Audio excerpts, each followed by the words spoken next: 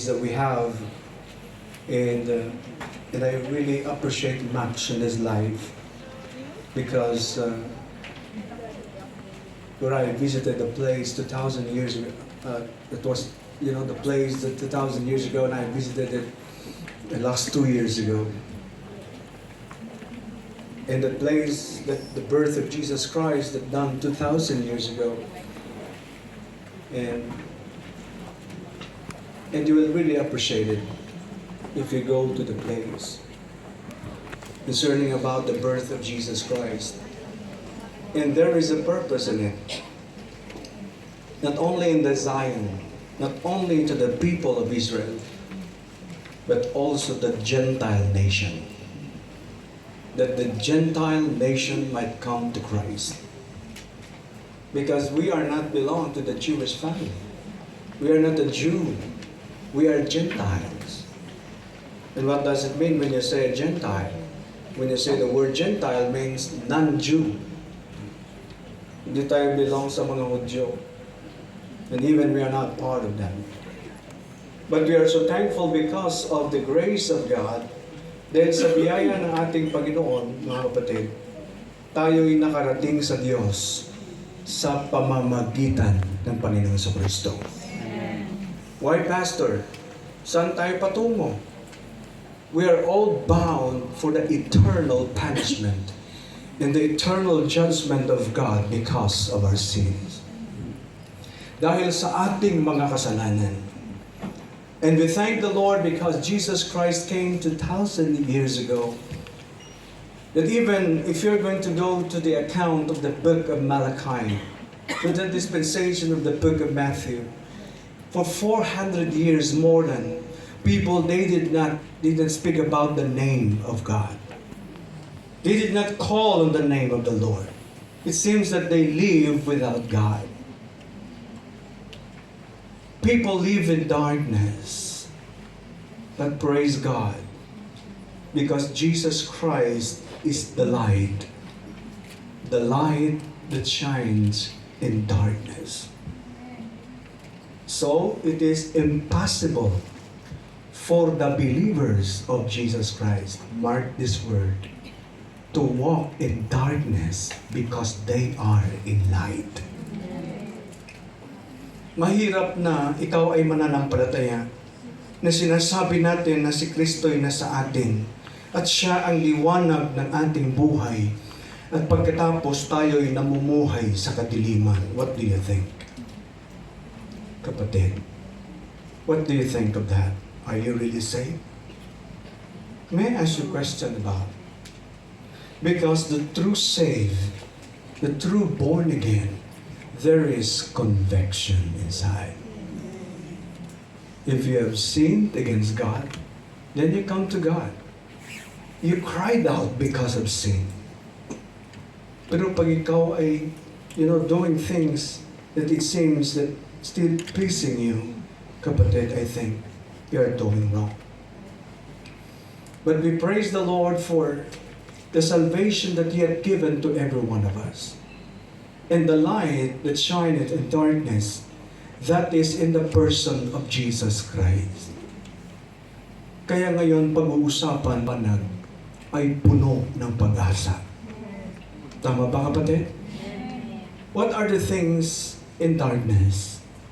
If you are going to elaborate some of those things. Fears. Tama? Tama ba? Sa kadiliman, fears. And what? And what are those things pa na makikita natin? Hopelessness. Tama ba, mga kapatid? But we have Christ in life. You have Jesus in your life. See, we're not going to say that there is no hope in my life. We have hope in a hopeless situation of this life. That's why we are here today. Even we are celebrating this Christmas, the Christmas time. Minsan marami sa inyo nag-iisip kayo, hindi ako masaya. Bakit? Kasi walang 13-month pay. Oh, Christmas is not about that. Wala akong mailagay sa mesa ko. Hindi katulad ng iba, may mga turkey sila. Diba? May mga patutin. Kung ano pa yung mga litson at saka yung mga handa nila. Kaya pagkatapos ng kainan, nandun na sa hospital. Totoo yan kaya. Oh, di ba? They're very risky.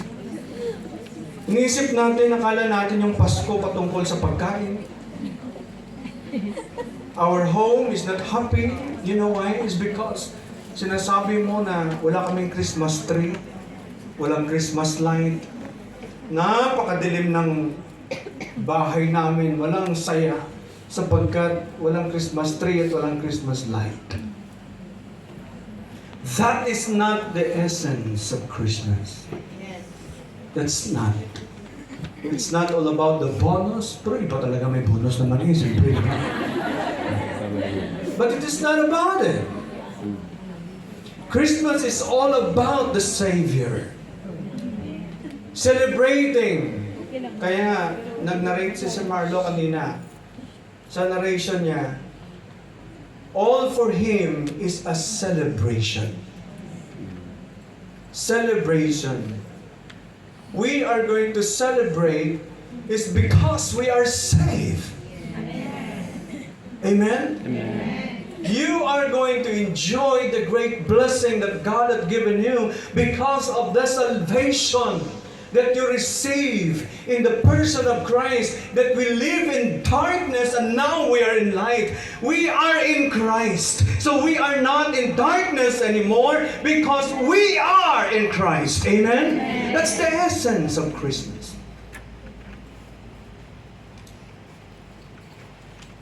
Hindi na ako masaya dahil sa baptist walang simbang gabi. Ano ba klaseng simbang gabi? Alas 4 ng umaga, simbang gabi ba yun? Simbang gabi. Simbang umaga yun, tama ba? Kayo talaga. Walang ganito. May nagtanong sa akin, Pastor, wala bang ano dyan? Midnight worship sa December 24? Kung gusto mong pumunta, special ka, bubuksan ko yung church. Punta kayo rito, mag-worship service tayo. Are you? Oh, sabihin nyo lang. Mag-worship service tayo December 24 ng gabi. Tayo rito. Tulog. Pero hindi alas 4 ng umaga. Tulog kayo niyan. We are so thankful because of the salvation, first and foremost. When I'm watching the volcano, you know, the Canlaon, malapit lang bahay namin doon. I think we are 30 kilometers away. Harap na harap talaga yung bunganga ng vulkan sa harap ng bahay namin. Pag lumabas ka ng bahay, andyan siya agad. Andun din, harap din, malapit din kay Pastor JJ na bahay. Gumaganon din. Medyo northern part lang. Kaya puno sila, we are not happy. Bakit? Magmasaya ka ba na puro kaabo? Pero yung iba, they grab the opportunity. I told some of the pastors and missionaries, and sabi ko sa kanila, grab nyo na yung opportunity. This is not the time because of this disastrous moment of their lives, of their situation right now. This is not the time that you can minister with people. Anong gagawin namin, Pastor? Eh di, siyempre, pumunta ka sa mga evacuation center, magluto ka ng arroz caldo mo. Express your love with people. Oo nga, no? Oh. Kailan na budget, Pastor? Ay, sige na, sa Palawan kunin mo. Simula. It's our partnership to evangelize. We need to have a part for evangelism. Amen? Amen. Oh, that's why hindi masaya siya. Kahit sa ganyang bagay, mapakita mo ang kahulugan ng Pasko. When you look at Christmas, it speaks about giving. That God gave His only begotten Son, that born in a manger. Mabuti kayo, pinanganak kayo sa hospital. Mga ba? Yung iba naman, pagtira, sabi, pagtira ko, pastor. O, hindi ako nag-react dyan. O, sige.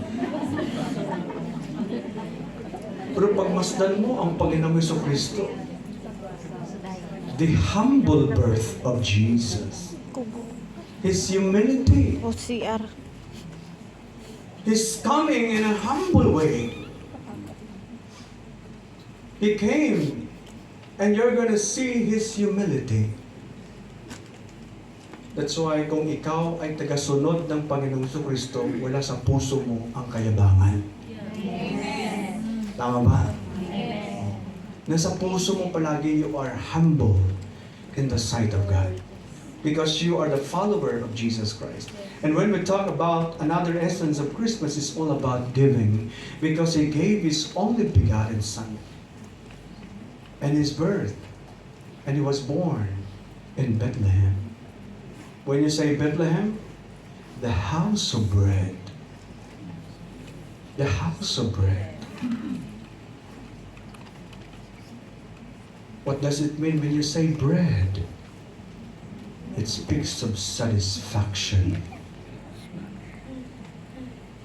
There is only one that satisfies your soul, and that is Jesus Christ. Amen? Walang sino mang pwedeng mag-satisfy sa'yo. Your flesh cannot satisfy you. The things what you have in life cannot satisfy you. Or the money in the PNB cannot satisfy you. Pastor, alam na yung bangko namin. Cannot satisfy you. Walang satisfaction doon.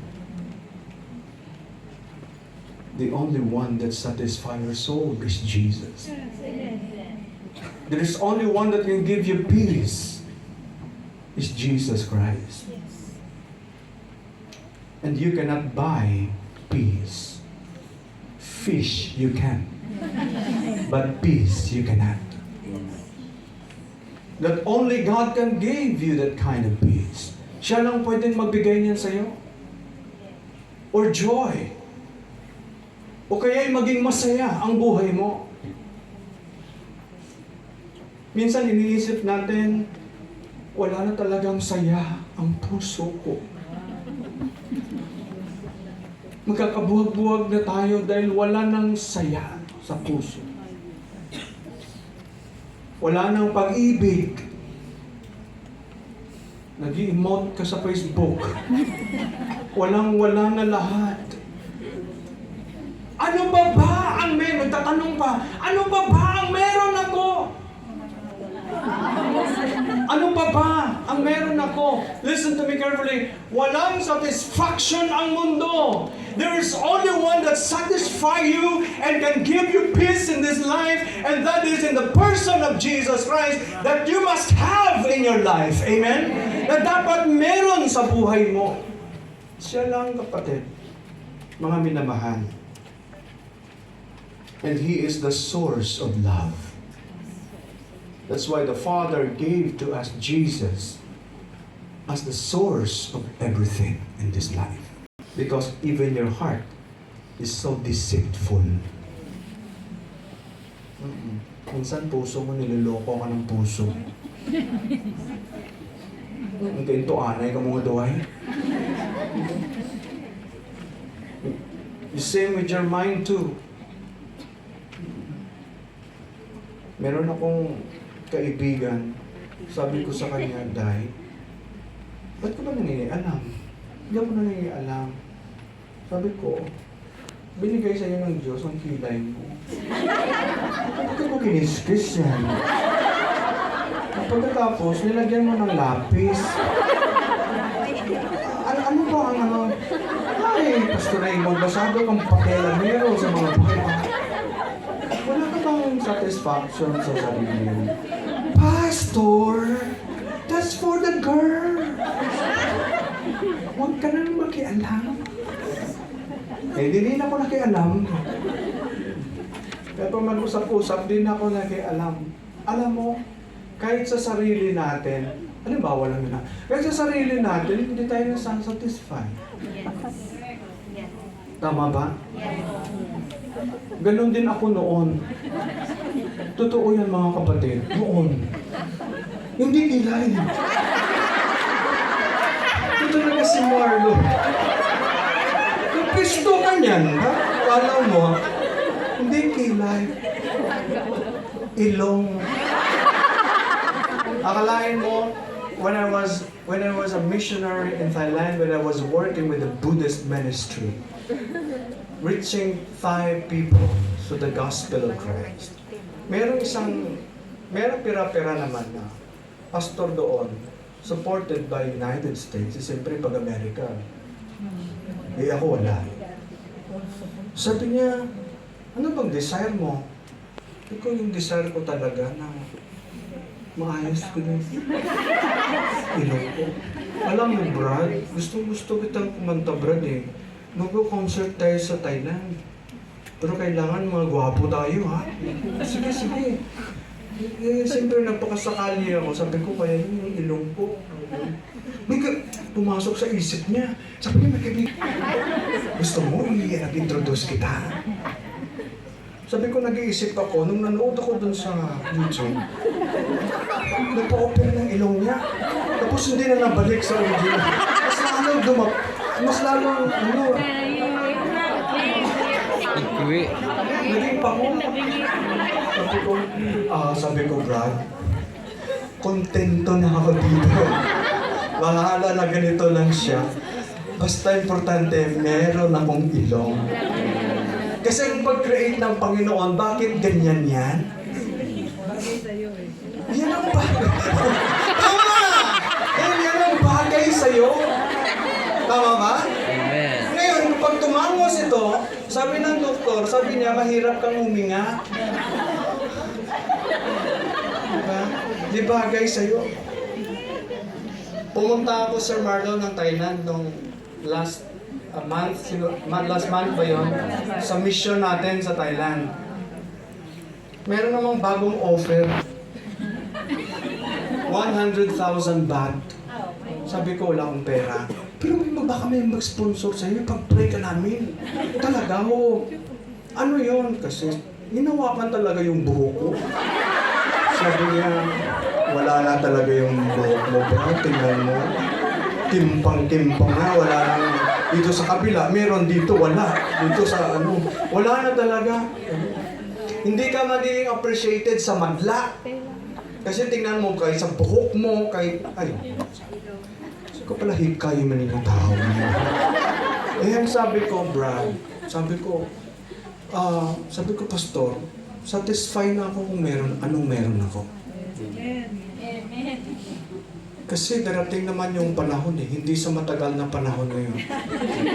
Iiwanan ko rin tong katawang lupa na to. Sabi ni Marlo, dahil sinabi mo yan, hahaba ang buhok mo. Iiwan mo naman lahat yun eh. Ang tanong sa umaga nito, meron ba tayong dadalhin pagkatapos ng buhay na to? Wala kang dadalhin! Lahat ng yan ay iiwanan mo! Tama ba, kapatid? Wala kang dadalhin! Iiwanan mo, dumating tayo sa lupang ito na wala tayong dala, listen to me, at iiwanan natin ang lahat ng bagay sa lupang ito na wala tayong dadalhin. Listen to me carefully. But what we have done for Jesus Christ will last. We thank the Lord for the hope that He had given to every one of us.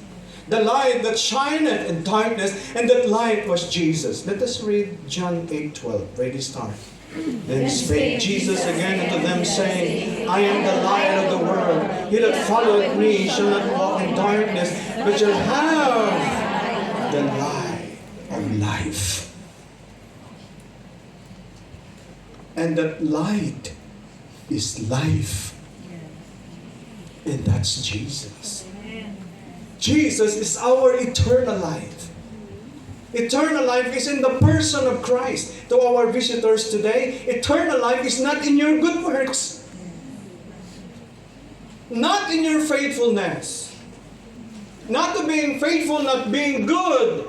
Your eternal life is Jesus Christ because He is eternal life. Amen?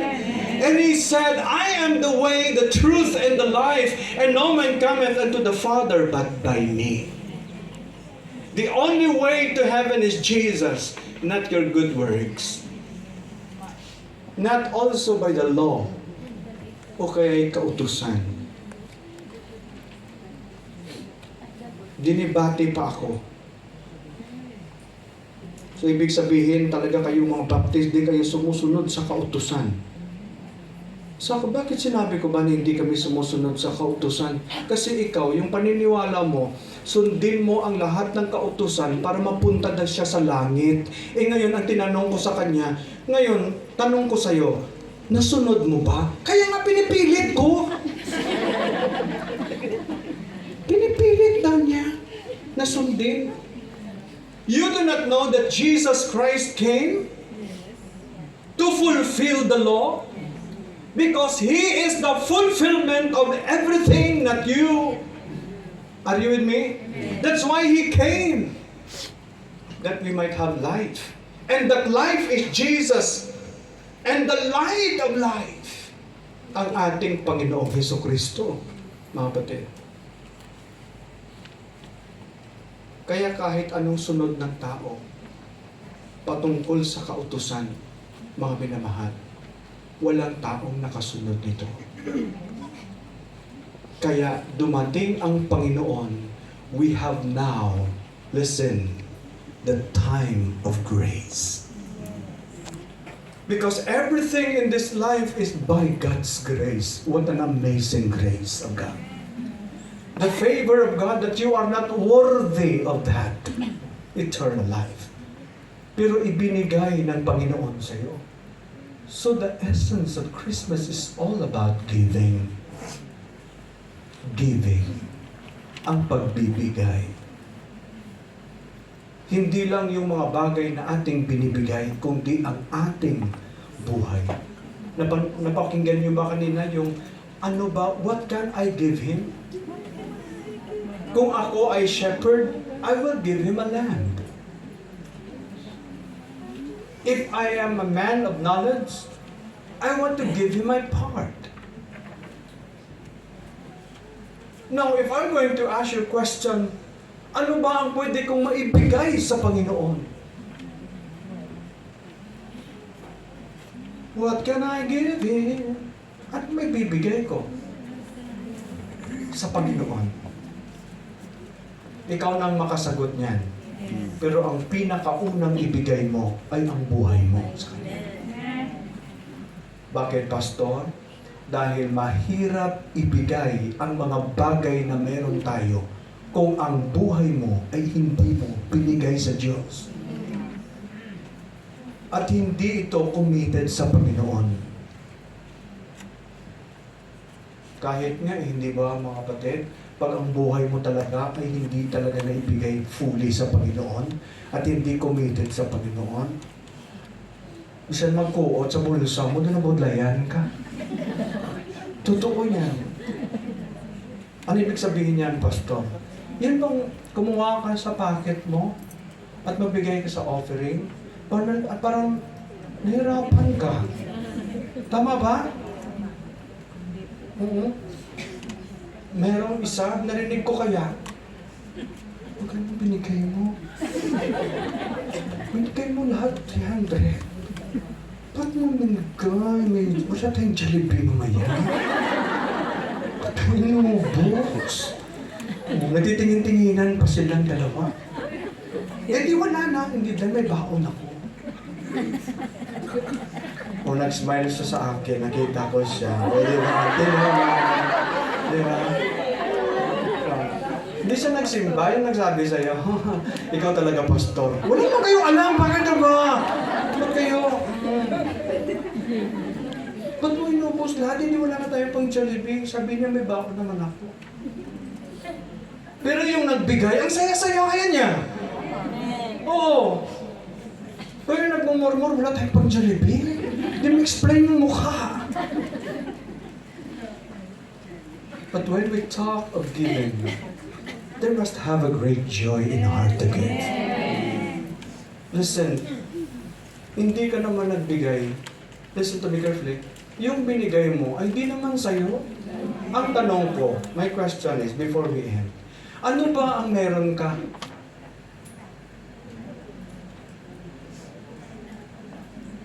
O tao sa tao tayo ngayon. Bakit pa hindi ka ba tao? Tao rin, siyempre.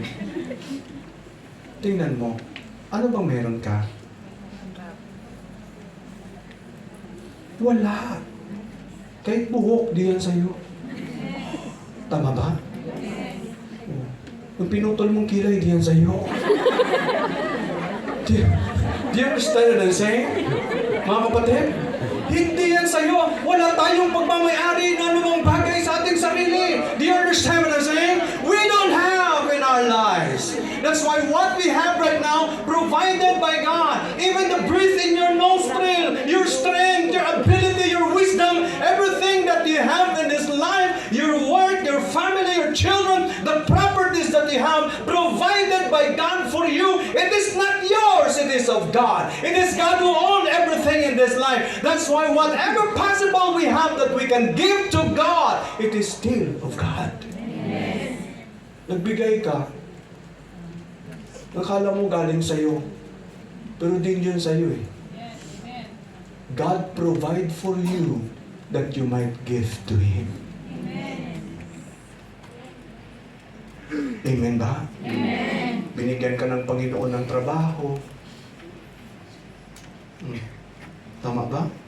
Nung binigyan ka niya ng trabaho, andun ka na lang sa trabaho. Standby ka muna dyan, Lord. Dyan ka lang muna sa gilid. Okay? See you soon, see you soon. Doon ka naman iiyak tuto kay Lord. By the way, mga kapatid, huwag mong masamain pag meron ka mga pinagdadaanan. Kung may mga trials ka man na pinagdadaanan ngayon sa buhay, possible is a family problem, possible is a work problem, or something personal in your life, listen, kung meron kang pinagdadaanan, God has a message for you. What is that message, Pastor? Just focus on me. That's what Jesus said. Just look at me. Just look at me. That's what Jesus said. Just look at me. That's what Jesus said. Just look at me. That's what the Bible said. Looking into Jesus, the perfecter of your faith. Looking into Jesus, the author and the finisher of your faith. Just look at me. Kahit anong problema na meron ka, just look at Him. Doon ka mag-focus sa Panginoon, i-focus mo yung isip mo sa Kanya. Bakit, Pastor? That's the point of walk by faith and not by sight. And the just shall live by faith. Kasi if you are more on by sight, listen, you are full of stress. 100% de señorita. Il pronto, por favor. Makinig kang mabuti. You are full of stress, left and right. Totoo yan. Pag pumunta ka sa gilid, pagtingin mo rito, mukha pa lang stress ka na. Pag pumunta ka sa kabila, mas stress ka rin. Tingnan mo yung problema mo sa Pilipinas. Tumalikod ka naman. Mahirap kung tumalikod ako kasi makikita nyo. Problema na naman. Pag nandito ka, problema na naman. It seems naisip mo na parang wala nang way out sa buhay mo. Mali ka, kapatid. Ang sabi ng Panginoon, nandito ako. Hindi yan kanta ni Garibian. Mali yan. Ang sabi ng Panginoon, nandito ako. Saan ka ba nakafocus? Saan ka nakatingin? I came to give you life. I am the light to your path. And He is the only one who can bless your life. At siya lamang ang pwedeng mag-ayos ng lahat. That it seems your mind is so puzzled of many things in this life. That only God, the key to everything. Pastor, problema ko, pamilya ko. Pastor, problema ko, mga anak ko. Pastor, problema ko, employer ko. Pastor, problema ko, trabaho ko. Pastor, problema ko, utang ko. Talaga naman, problema mo talaga yan. Hindi ka kasi tumitigil eh. Kung problema ka talaga yan, sinasabihan ka nang tumigil ka na, yung pong tumigil eh. Magbago ka na. There's only one that can help you. Only God. Amen po ba mga kapatid? Amen. You have Jesus in your life. Nasa iyo ang Panginoon. Hindi pwedeng sabihin mo, I'm hopeless. Hindi.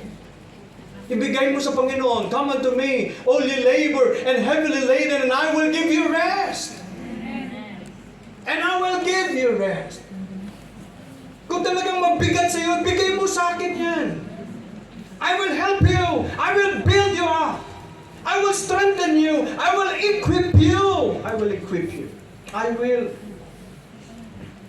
Huwag kang magmukmuk sa gilid at titingnan palaging bintana. Pati yung lubid sa kusina ng amo mo, tinitingnan mo. Ano na lang, lahat kong gagawin sa buhay na ito. Ganyan eh. Bakit, Pastor? Nasa kwentuhan yan eh. Because we are a member of the Philippine Consulate. A lot of problems that we are facing the way we have meeting with the consulate. Marami silang pinapasang problema. Pastor, can you? Pastor, can you? Pastor, can you? Oh, then you.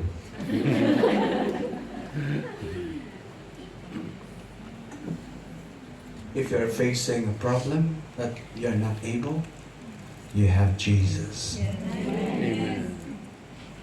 You have God in life. Ano pa ba ang pwedeng hingin mo, kapatid? God gave His only begotten Son. Kung ibinigay ng Panginoon sa iyo ang kanyang bugtong na anak, how much more the things? May tinuturo ang Panginoon sa atin when we talk of prosperity. Kaya nga sabi natin, prosperous New Year. Paano ako maging prosperous sa New Year na to? Eh, ulam wala. Prosperous ba yun? Yung kapitbahay namin, palagi mo maririnig, Pastor, chismoso ka talaga sa kapitbahay. Ay, paano? Tiya ato niya malipay niya sa panimalay. Tani nga bisan sumit. Ante, wala ato. Mambalambal sa mga prosperous New Year. Ano? Klasiko. Anong ganon? Mga kapatid, ibig sabihin, hindi daw sila prosperous kasi wala daw silang ulam, walang ganito, walang ganyan. Hindi ganon eh. Buhay ka na. If you want to be prosperous, listen, follow the pattern of the Lord in His command. It is more blessed to give than to receive. There is always a great compensation. The Lord will recompense your kindness. Remember, huwag pakitang tao, but do it by heart. Di ba? Huwag mong pakita, ay, dahil laki-laki talaga binigay ko doon dahil. Kadako, to ya, sinatag ko. Okay, may harap pa daan ng presa ko. Wala eh, ikaw na eh. Remember this, kapatid. When you give of something to God, give it to Him heartily. Because the Lord is watching you. The Lord is looking on your heart, not the outward appearance. Salamat sa choir dahil napakaganda ng kanilang mga damit. Pero suotin niyo yan ulit sa kwarisma. It speaks about the blood. Sana yung usher umawit din dito kasi red and green. May white pa.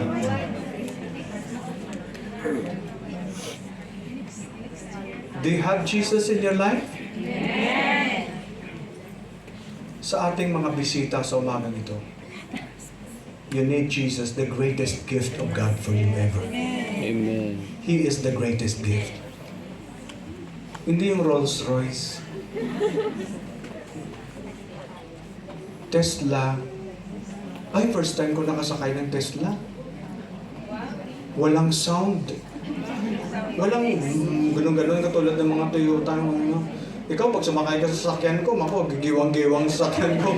Blub-blub-blub-blub. Mga 1990s pa. Ay, sumakay ako sa kotse ni Sir Marlo. Mayaman niya. May Tesla yun siya. Sumakay ako. Mayroong ampere. Sumakay ako sa Tesla nila. Sabi ko, ito pala ang Tesla. Sabi ko, walang sound. Walang. Sabi ko, yaman talaga nila. Marami sa atin, you aspire to be blessed. You aspire to be more prosperous financially. Tama?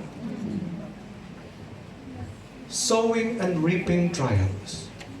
What you sow, you reap. If you want God to prosper you financially, you need to sow also financial things. Amen. To reap what you sow. Amen? Amen. God is watching you. And lastly, look at the number 2. Not only the light is Jesus Christ. So therefore, another one who that they may see your good works. Let us read all together. Ready, start. Let your light so shine before men, that they may see your good works and glorify your Father which is in heaven. 17. Think not that I come to destroy the law or the prophets. I am not come to destroy, but to fulfill. For verily I say unto you, till heaven and earth pass, one jot or one little shall in no wise pass from the law, till all be what?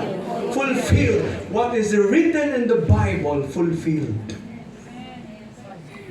At nagkakatotoo sapagkat ito'y katotohanan. Say that, let your light so shine before men.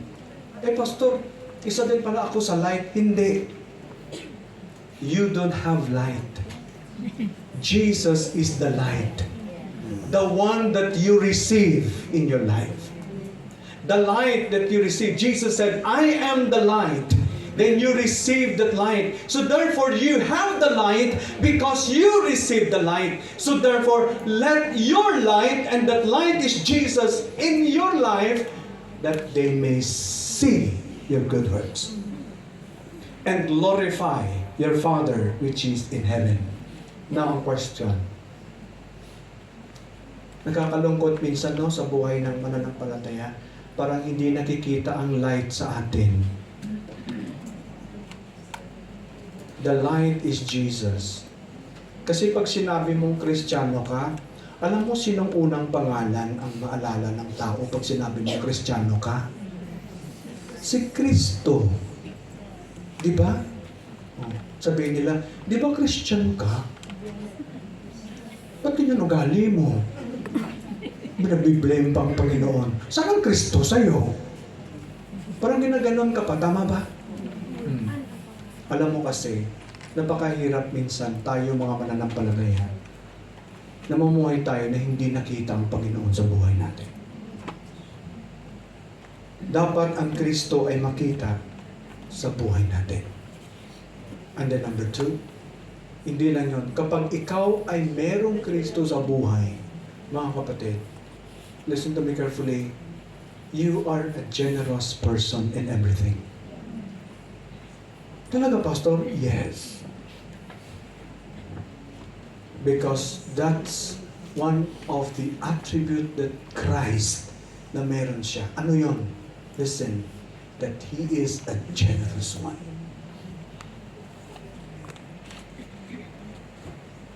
If you are a true believer of Jesus Christ, you must be faithful to Him. Not only that, and lastly, the light must shine in darkness. By what? By sharing the gospel. The gospel. Let your light so shine before men that they may see your good works. Dapat ang Kristo ay makita nila at makilala nila sa pamamagitan mong instrumento ng Panginoon sa iba na makilala nila ang Panginoong Jesucristo. Amen po ba? Amen. Salamat sa inyong prayer, lalo na sa gawain sa evangelism. Kahit hindi namin kayo nakasama, lagi nyo tatandaan ito. We are carrier ng COVID, hindi. Kami ay carrier ng banner ng KFBC.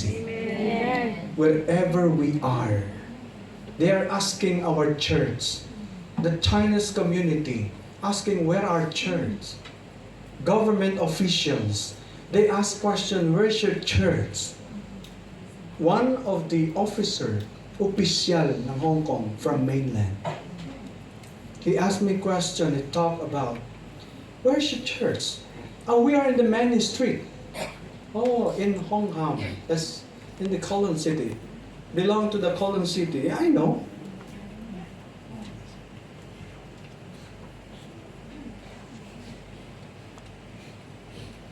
And then another person, oh, you're a pastor, huh? Yes, I'm a pastor of KFBC. What KFBC? KFBC is a Filipino congregation. All right, where is your church? Hey, we are there in Hong Kong, near to the Hong Kong market. Hindi doon sa ilalim, ha? Hindi doon sa ilalim, sa Jockey Club. Kayo huwag kayong pumasok sa Jockey Club. Si Arnel lang pumasok doon. Sabi ko, Arnel, ba't ka pumasok sa Jockey Club? Ano ginagawa mo doon? Hindi, kasi mainit. Kaya nagpalamig ako. Gusto yung aircon mainit daw, sabi niya. Even in the schools, Hindi ako marunong. hundreds and hundreds, listen, and thousands of Chinese students who accepted Christ since last year as their Lord and Savior.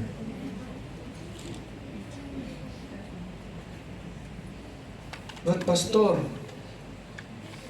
where are those? Where are they? Gusto na dalawang tadi sila? Di mo sila butande? There are some people who question evangelism. You preach to the hundreds of these people who accepted Christ. Now, where are they? Where are they? If you ask question, ask God, not me. Uy, makinig ka. Ask God, not me. Because we are obeying what He commanded. Go and preach the gospel. And lo, I am with you always, even until the end of the ages. His command is to proclaim the gospel. Yun lang trabaho ko. Not to save them.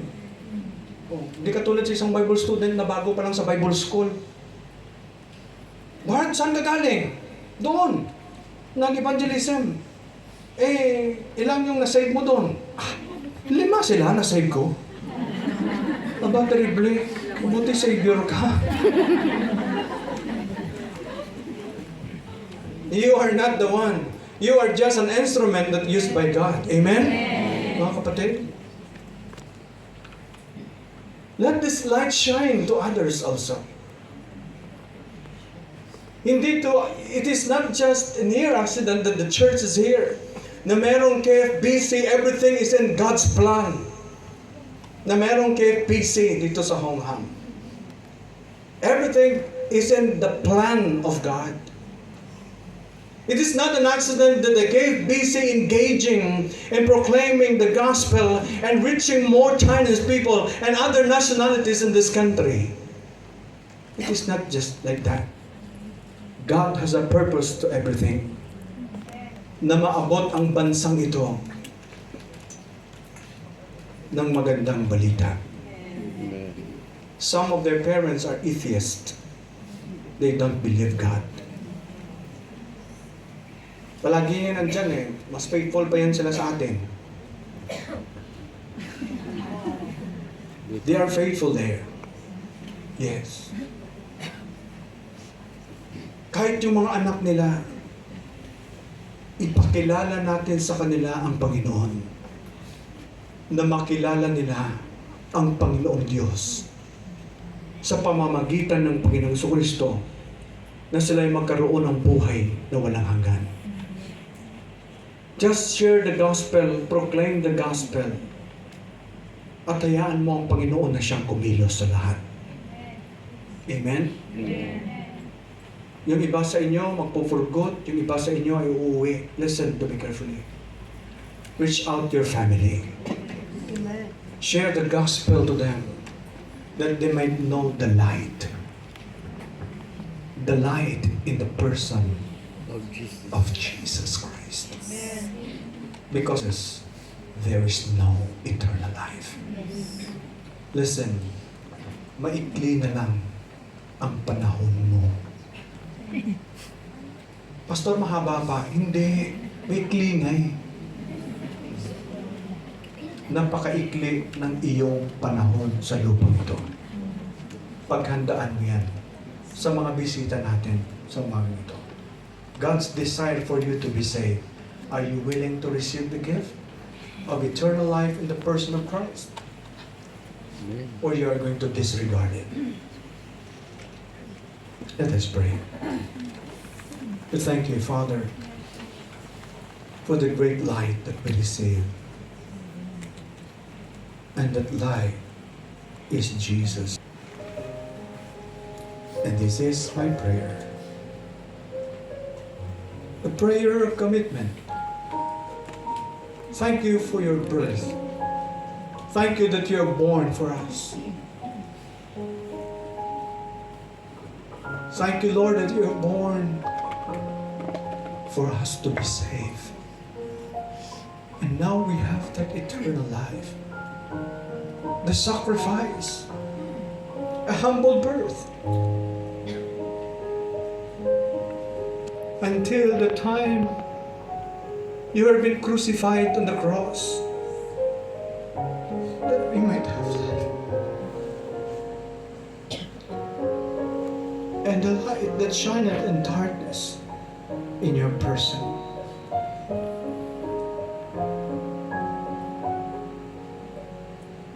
Give us a great revival in our hearts, Lord.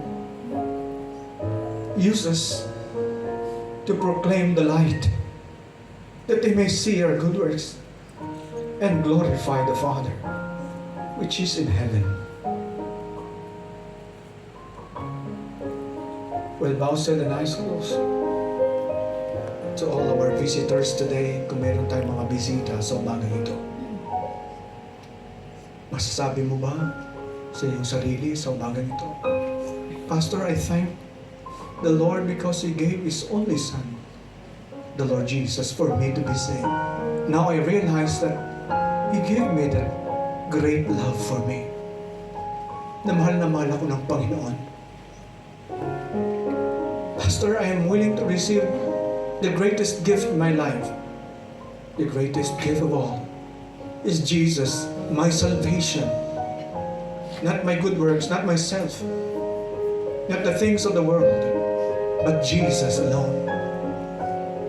Can you say to the Lord today, Lord, I'm willing to accept you, Lord Jesus, is my greatest gift in my life today.